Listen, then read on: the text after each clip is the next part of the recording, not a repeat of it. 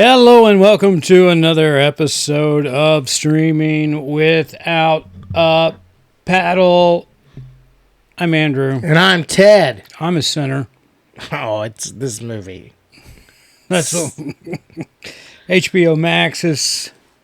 It's not an original. It was released in April, but it just came out on Max. It's actually still in the theater, so if you want to go get a big screen experience, you can do that there. But it just dropped on HBO Max, so simultaneously playing. It came out on the 4th. All right, now let's get to the time on this thing, which was freaking ridiculous, 2 hours and 17 minutes. Didn't bother me. I thought it moved quite easy. All right. I can already tell this is going to be fireworks here today. Oh, yeah. Ted, we're swapping it up. You take the cast on this one. Would you like me to start? Yeah, because there's a couple of names I can't get. Michael B. Jordan plays the main dual role twin brothers of Smoke and Stack. Haley Stanfield plays Mary. Jack O'Connell plays Remick, the vampire. Wumi Musaka plays Annie. Jamie Lawson plays Pearline. Omar Benson Miller plays Cornbread. The great Delroy Lindo plays Delta Slim. Miles Canton makes his debut as Sammy. Lee Jun Lee plays Grace Chow. Lola Kirk plays Joan. Yao plays Bo Chow. And then Helena Hu plays Lisa Chow. That's pretty much all the main people. Hey, shout out to Lola Kirk. I did a little movie with her. Way back when, her first one. There you go. Called AWOL. You should all go see it. She's wonderful in it, and so is Brita Wool, on a separate note. All right. Well, that leaves it up to me to put a synopsis out here. And I probably should, it's 1932 in Clarksdale, Mississippi. You gonna talk like that? What? That is how the one white guy that talks in the beginning. That's how they all kind of have an accent going on there. Yeah, the guy that sells them the place. Yeah. All right. So it's 1932. It's in Clarksdale, Mississippi.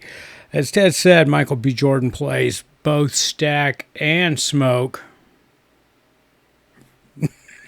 Love it. It is Smokestack. Smokestack Lightning. That's why. Okay. Yeah. I blues song. Okay. I can tell this wasn't Andrew's cup of tea. I got a lot going on here. But anyway, it's a dual role. That's great. I mean, a little split scene camera work, but it was flawless. But anyway, 1932, Smoke and Stack, who just happen to be the same person, leave Clarksdale, Mississippi, and go to Chicago to make it up there, right? Apparently they get in have a little issue up there, so they have to return home. Only, and I want to pull this up because I thought this was trying to leave their troubled lives behind. Twin brothers return to Mississippi home to start again, only to discover that an even greater evil is waiting to welcome them back. It's the most vague synopsis ever. Yeah, well, I'll tell you this. This movie is a vampire movie, and I'll tell you this. If you didn't know that... Okay, spoiler alert. It's not a spoiler alert. Everybody knows now. I've seen 700 cut-up clips on my Instagram of this movie since it came out. So, I'm just going to let you know. There's a good 60% of this movie that has not a thing to do with a vampire. And you just touched on what I thought was wrong with this movie. Oh, that it didn't have enough vampire? That it was a... All right, first, it's 2 hours and 17 minutes long, okay? The credits on this were over 12 minutes. There were 2 scenes in it. In what? In the credits. Oh, well, but Did still. you watch them? Oh, I got to the credits and I turned it off. Both times. Yes, I watched this movie twice. I watched this movie twice. Well, I'll tell you after we get off air. Okay, and because I was afraid that I was going to have a reaction to it like I think most people are, and it was missing something for me. So I watched this movie twice, and I can guarantee you I liked it a lot more than I did the first time than I did the second time. I watched it twice too. Having said that, but anyway, get back. The twin brothers, Smoke and Stack, moved back to Clarksdale, Mississippi, and they open up a club, and they go around and they get all their friends that they didn't want to make money off of, but they get all their friends to help them out.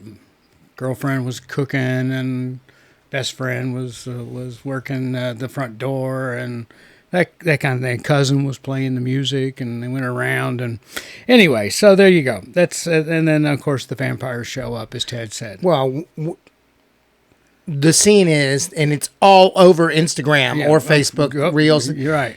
3 of these.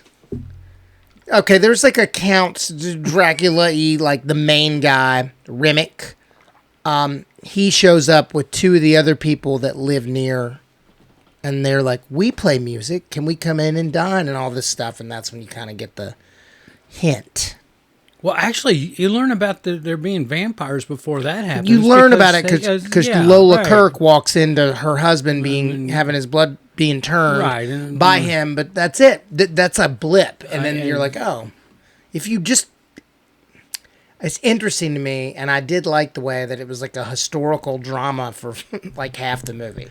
You know what? This is to me, and again, I thought there would be a lot of visceral reaction to this in a good sense, and I think there was. I mean, you look at the ratings that other people are throwing out there, and oh my God, that was again.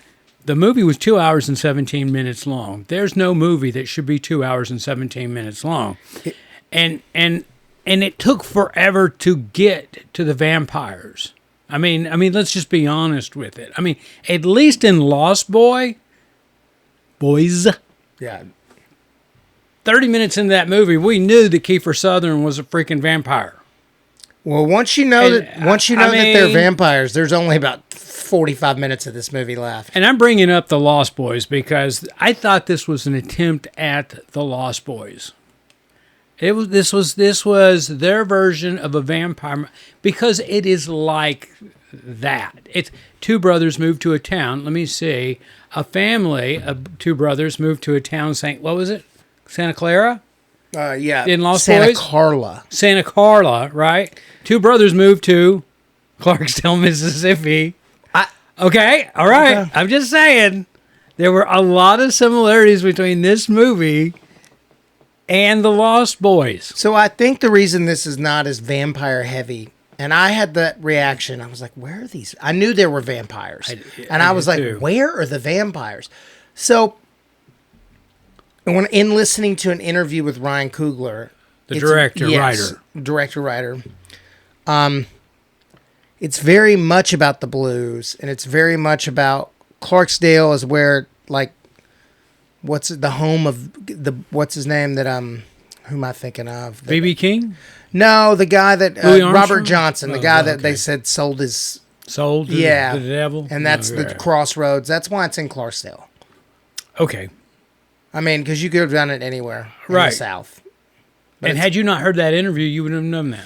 Well, I would have known Clarksdale's the home of the blues. I knew that. Well, I'd say I didn't, so you're one up on me. The only reason I know that is because I've filmed 2 different things. Okay, there you go. There. I mean, and there's a big sign that says the home of the blues. The Joe Schmoes out there like myself would have no idea that Clarksdale, Mississippi, was the home of the blues. I'm just saying. I'm just saying. Now you do. Now I do. Now you guys do. You're welcome. All right. So anyway, it just you put your positive on this. Again, I knew when I watched this the first time, and I had to go back, and I was like, I'm missing something here. There's just so much hype and build up on the front end of this thing.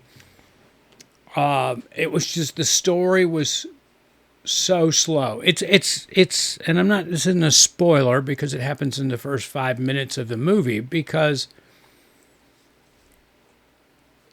it's a flashback kind of thing. You know, the movie actually opens up with the ending or near ending of the movie. And then fade to black one day earlier. Boom. There we go. And by the way, time and space, I'd love to have days like that. They got a crap load of work done in one day. Yeah. I mean, goodness gracious. How about it was a crazy night. You just had to make it through the night. So that was my first laugh, to think that they got that much accomplished in one day. I mean, went to town and rounded up the grocer friend there, and they got all the stuff together to make a meal, and poker chips and everything that they needed to bring out. And then went out there and they got it all set up, and anyway, I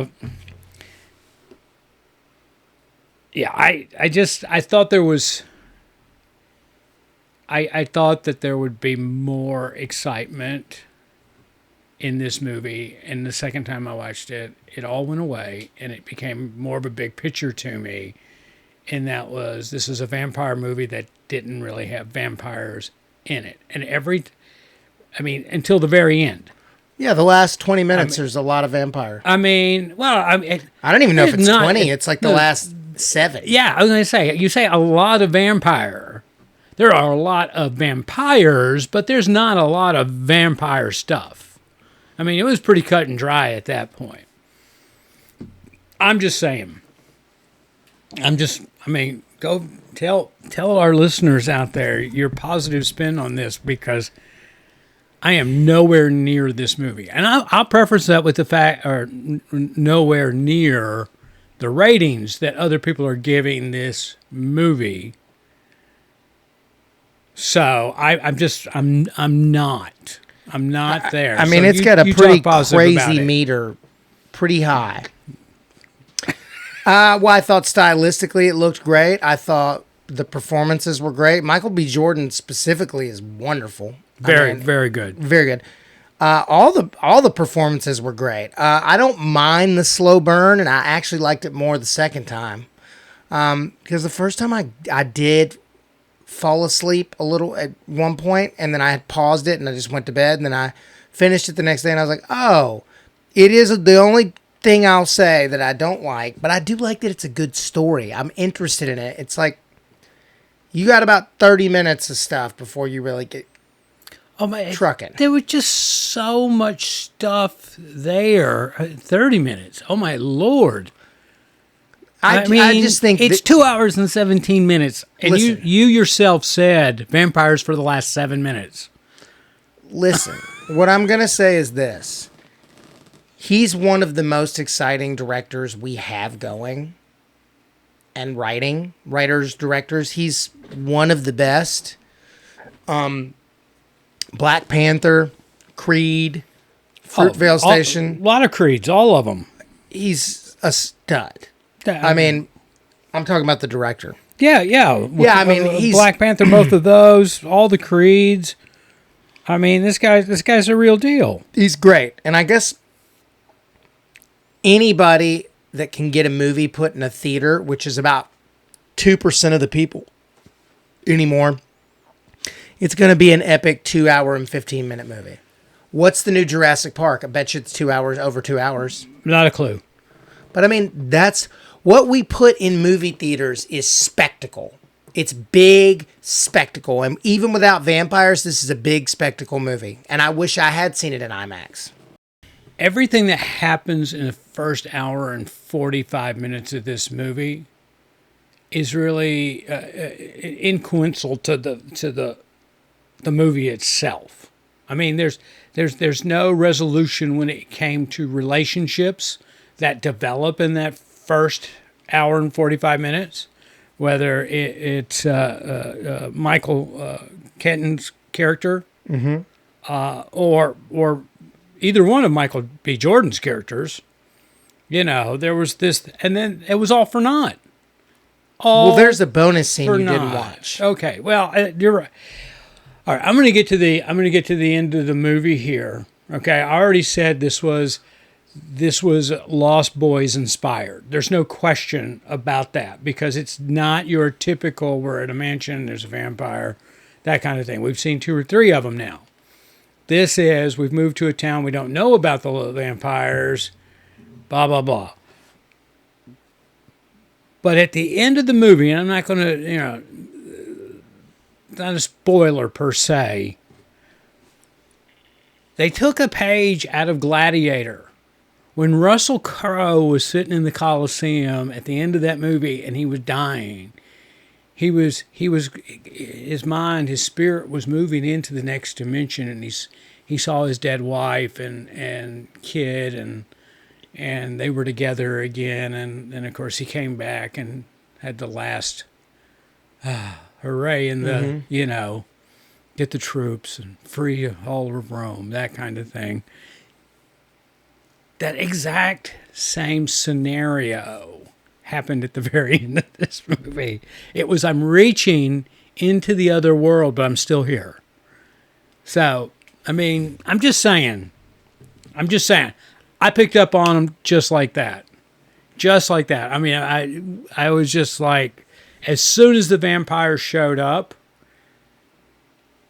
at the couple's house, the first time we see him, or him, I mean, I was like, oh my God, this is the Lost Boys. Because up until then, I had no idea what this movie was about.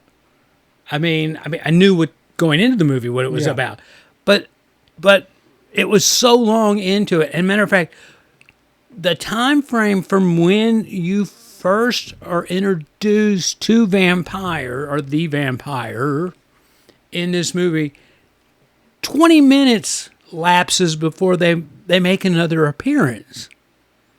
It's crazy. I mean, it just, and that was what it was about. We just watched Sydney Sweeney and Echo Valley. We just watched Echo Valley, right? I'm saying the same thing about this movie as I said about Echo Valley. And then when the climax happens, they rushed it. They rushed to the end. And they left out potentially great stuff with what I would consider the climatic action of the movie. It's just like there was a big build up to it about nothing. Yeah. And then it happened, and then it rushed. I mean, somebody looked down at the computer screen and saw, oh, crap, we're at page 127. We got to wrap it up. Anyway, that's where I'm at. That's where I'm at. Hey, before we give this a number, I just want you to know that Jurassic World Dominion is 2 hours and 27 minutes. Yeah, I think this is funny because we sit here and we talk about, and I say we, the industry. The industry talks about how we need to make movies and put them back in the theater and get the theater owners back in the red or the black, because they're in the red. And they're not doing the movie theaters any help by making 2.5-hour movies, because they lose turnover on the number of showings that they can have. I mean, they're literally robbing. When you get to a 2.5-hour movie, that means 2 showings is 5 hours. So if you had a showing starting at 5 o'clock, the last showing's not going to end until after 10 o'clock. So I'm just saying that's 2 showings, where if you've got a 90-minute movie, you're getting 3 showings in a night. For sure. You've turned that theater space 3 times instead of 2. So I'm just going there. If you're trying, Hollywood, if you're trying to help the theater owners out, stop. You ain't doing it. They're not doing it. I mean, come on. I mean, it's just, that was it. All right. Oh, here's the other thing. And it was so good to see him. And that was Delroy Lindo. He's great. I mean, he's in one of Get Shorty, One of my favorite movies that he's in.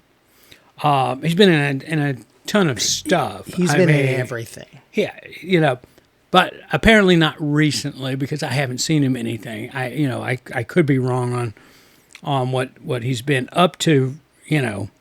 So I'm just looking at his credits here, and yeah, he's had a little void there, but that's okay. That's okay. He was in Gone in 60 Seconds back in 2000, and He's had that big a void. And yeah, I mean, he's done a couple of things like Defy Bloods back in 2020. That was, and then The Harder They Fall in 2021. And those seem to be, so 4 years between those two. Man, he hadn't done a movie in 4 years. That's what, I'm just going off of his sheet here. I mean, I could be wrong. But before that, you have to go. Oh, he's 72 years old. You have to go back. You have to go back to the early 2000s to find something. So he had like a 15-year void between the early 2000s and then the 2020s, and then 4 years here. But anyway, I like him. Did you notice they overdubbed his voice? Did they? Yeah. I'm pretty sure of it. I could be wrong, but it seemed to me that they overdubbed his voice. And he's got such a great voice. I mean, he's got such a distinctive, wonderful voice. So I was just like, oh my God, it's him. I didn't notice It doesn't sound like him. I just looked and we went to the same grad school. And there you go.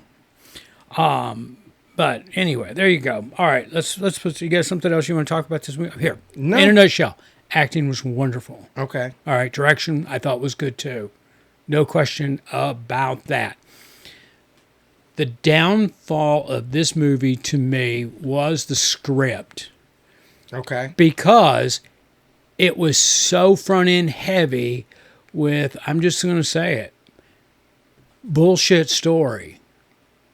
Okay. Okay. And then once you got to the reveal of the vampires, and going into this is a vampire movie, just like you said. Yes. You get 7, 10, 15 minutes, whatever it was. That's it. That's all you get. You get teased a little bit, but for 20 minutes, you got nothing. So, anyway, I think that's where this movie failed, was in the script. And it's not because of the dialogue or the story it was telling. It was because it was too heavy on the the music. Well, the non-important part of the movie. But the director would tell you that isn't the not important part of the movie. He would tell you that the blues and building up Then do a blues movie. Don't do a blues movie that's got vampires in it. Just do a blues movie. I mean, if it's not, we wanted to tell this blues story. I just feel like he probably didn't want to because they made it a bunch.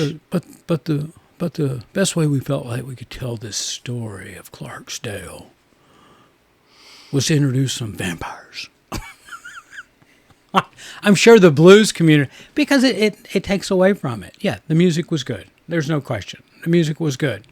But, all right, there you go. Ted, you want to 2 categories? I didn't. Okay. Because I'm going to give this its due in one category, and I'm going to give its due in another category. Okay. All right. So you want me to go first? Give you a second because I just sprung that on you. No, I don't care. I'm as a horror movie, and that's what it's classified as. As a horror movie, I'm going to give this an 8.4. But in a general movie sense, I'm giving this a 6.2. Okay, in a horror movie, I'm going to give it a 9.2. In a general movie, I'm going to give it an 8.5. Okay. It's a new, inventive way to me to tell this, to tell a vampire story. I mean, I'm so sick of the same regurgitated crap. He at least did this really cool, creative way that, I just thought it was interesting. I don't mind learning about all the blues music and all the stuff, and to me, because he could have just made Count Dracula. And it's like nobody, I mean... What was that Stephen King movie that we reviewed last year? I think it was where the writer goes back to his hometown and Dracula. Yeah. Salem's Lot. Salem's Lot. That was much better than this movie. Salem's Lot. Okay, I'm just saying. Sure, okay. As a vampire movie, that was a much better... Well, that had vampires within the first 10 minutes throughout the whole rest of the movie. Because it was a vampire movie. I mean, that's my point. I mean, you in that movie, you knew at the get-go that there were vampires. They introduced the vampire to you, right? But there wasn't a lot of vampire action until halfway through the movie. And I'm probably being very conservative on that. And then they would have a vampire moment. And then there was a stretch there. It was like, okay, how do we deal with these vampires? And then we'd have another vampire moment. And then there was a stretch of, okay, how do we deal with these vampires? And then there was the crescendo vampire moment where you found out how to deal with the vampires. This was, we have no clue, 3/4 of the movie through it, from a character actor standpoint, that vampires even exist. And then all of a sudden, knock, knock, knock on my door. Here they are. Boom. The show's over. So, listen, 4% of audience members did agree with you. There's a couple of reviews like that. Okay, I'm not saying this is a right or wrong situation. I'm just expressing my views on this movie to the listeners out there. I mean, I thought it was a good horror movie, right? It wasn't Jordan Peele horror level. I mean, because he does some really scary crap. Yeah. I don't know if can you say this was an art vampire movie? I think it's an art vampire movie. Okay. I don't think it was scary. It just was a good movie. It didn't create any anxiety with me. The vampires weren't over the top. You weren't, and you weren't always like, okay, this isn't a spoiler, but it's a scene, okay? Omar Benson's character, Miller. No. Sorry, that was not who it was. Who played Cornbread? Who played Cornbread? Yeah. I thought it was Omar. Is it not? I could be. Yeah, it was. It was Omar Brennan. Okay. You're talking about the scene when he comes back? Yeah. All right. So that's the one all over Instagram. Here's the scene. He's working the door at this club. It's a colored club only, and then he's already sent the 3 white vampires away, and he's got to go to the bathroom. So he goes into the woods to go to the bathroom. You knew immediately at that point that okay, the vampires are going to get him. I mean, because they already showed themselves. You knew who they were, and he goes out there and boom, they get him, right? So, which by the way, why is it in this movie, and I'll put an end to this. This also cracked me up. Why is it that Haley Steinfeld and Omar Benson's characters, right, when they became vampires, right, they came back to the club and their clothes were so pristine. But when anybody else got turned into a vampire, I mean, it was a freaking bloodbath. Well, the other people, it was towards the end, so. I was, when the first normal person, non-vampire person was turned into a vampire, and that was I forget what his name was. But he was the husband of your friend Lola. I don't. I can't. I don't see him popping up here. Nathaniel Arcand. Is that who it was? No, I don't know. I mean, she walked into the room. She's calling out his name, and he's not responding. And she walks into the room, and he is just head to toe blood from from the Grand Poupon vampire himself. I mean, it's a bloodbath.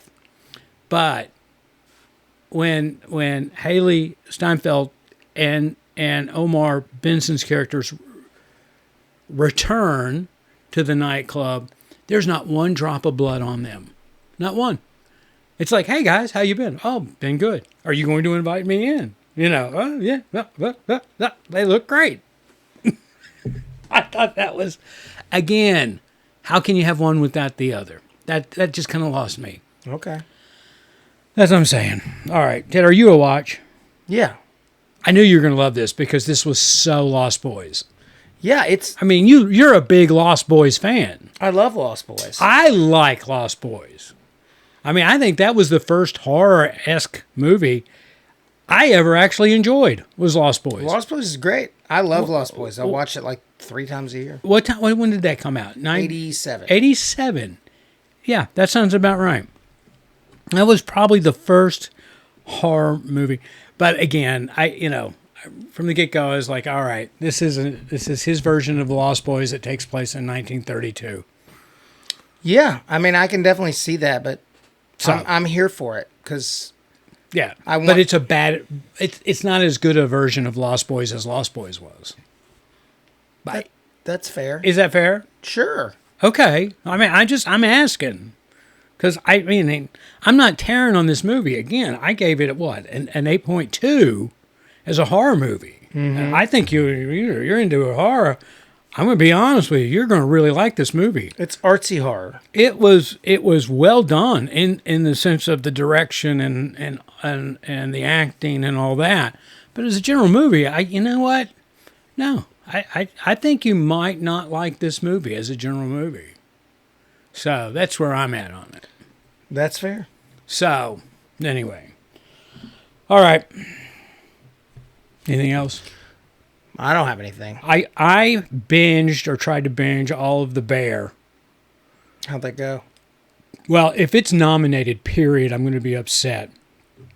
And if it's nominated in the category of comedy this year, You gonna be real upset? I'm going to be real upset because you know what? Not once, not out of any of those episodes did I laugh, feel the urge to laugh, or was a smile even put on my face from an emotional moment on camera. There's so much anxiety in this season of The Bear that you can't even call it a dark comedy. Yeah, it's pretty dark. I mean, it's you know why they did it? Because they didn't want to go up against Succession in the drama category that, just killed everything. Anyway, so that's why I'm going to let our viewers know. I'm a no on The Bear. They dropped every episode all at once, so that's what the network thought about it. They didn't even string it out. They was like, I'll feed it to them. Well, they need content since they stopped making shows and movies. Let them choke. All right, everybody. Thanks for listening to Streaming Without a Paddle. I'm Andrew. And I'm Ted. Till next week. I didn't hit record. Are you shitting me? Yeah. Good.